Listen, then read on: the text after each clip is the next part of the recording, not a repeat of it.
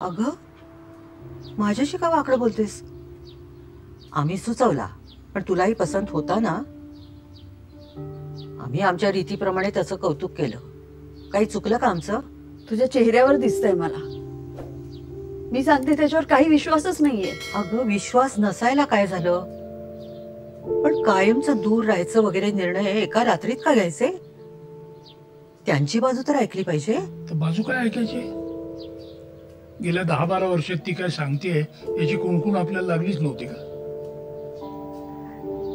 बाकी निस्तरताईस, पण माईना इथं घेऊन आलीस हे त्यांना नाही आवडलं तर? अगं पण तो निघून गेला तर मी काय करायचं?